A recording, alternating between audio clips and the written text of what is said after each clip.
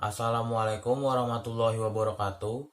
Perkenalkan, nama saya Muhammad Fajar Hoirul Akila dari kelas 11 TKJ 3. VLAN adalah sekelompok perangkat pada satu LAN atau lebih yang dikonfigurasikan sehingga dapat berkomunikasi seperti halnya bila perangkat tersebut terhubung ke jalur yang sama.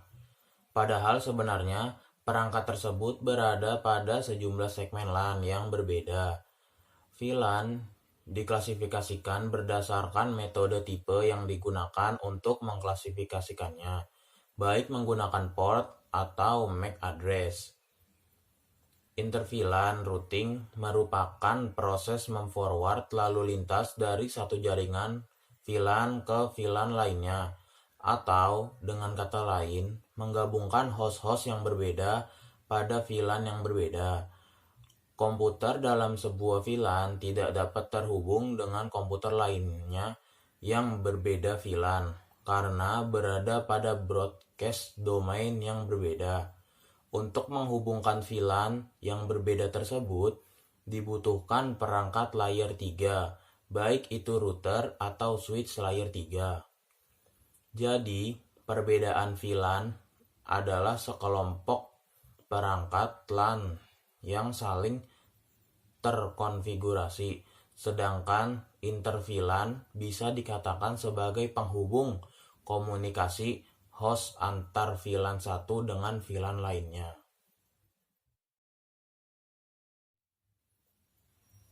Satu, kapan kita harus membuat jaringan VLAN?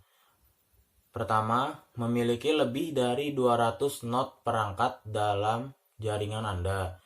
Yang kedua, banyak terjadinya traffic broadcast di jaringan Anda. Yang ketiga, Anda ingin membagi beberapa user menjadi grup-grup tersendiri untuk meningkatkan keamanan. 2. Kapan kita harus membuat jaringan inter-VLAN? Pada saat mengirim informasi antara departemen yang berbeda VLAN.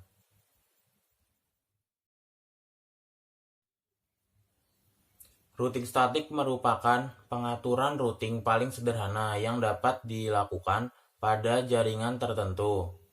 Routing statik adalah rute-rute ke host atau jaringan tujuan yang dimasukkan secara manual oleh network administrator dalam routing table suatu router.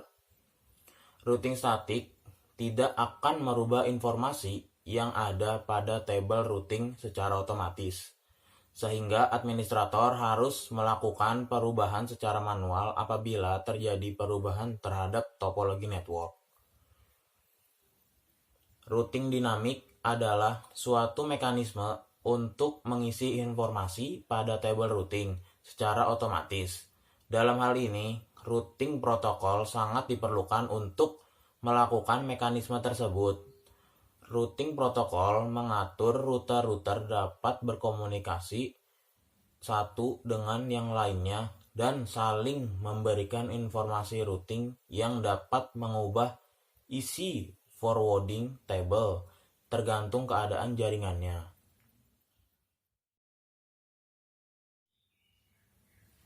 Pertama, routing statik berfungsi pada protokol IP, sedangkan routing dinamik berfungsi pada inter-routing protokol. Yang kedua, routing statik, router tidak dapat membagi informasi routing, sedangkan routing statik, router membagi informasi routing secara otomatis. Yang ketiga, routing statik, routing table dibuat dan dihapus secara manual, sedangkan routing dinamik, routing table dibuat dan dihapus secara otomatis. Yang keempat, routing statik tidak menggunakan routing protokol, sedangkan routing dinamik terdapat routing protokol seperti RIP atau OSPF.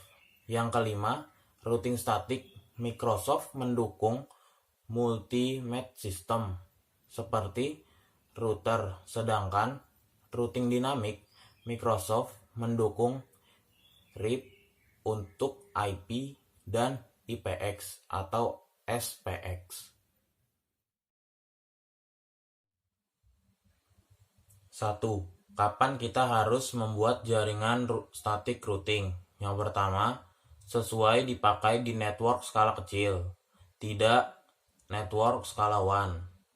Yang kedua, ketika membutuhkan ringkasan. Yang ketiga, waktu ingin membuat backup router file error, seperti router utama, static atau dynamic, merasakan down. 2. Kapan kita harus membuat jaringan dynamic routing? Pertama, pada saat administrator ingin meneruskan paket dari sebuah network ke network lainnya. Yang kedua, pada saat jaringan skala besar. Yang ketiga, pada saat kita ingin berkomunikasi dari jaringan satu ke jaringan lainnya.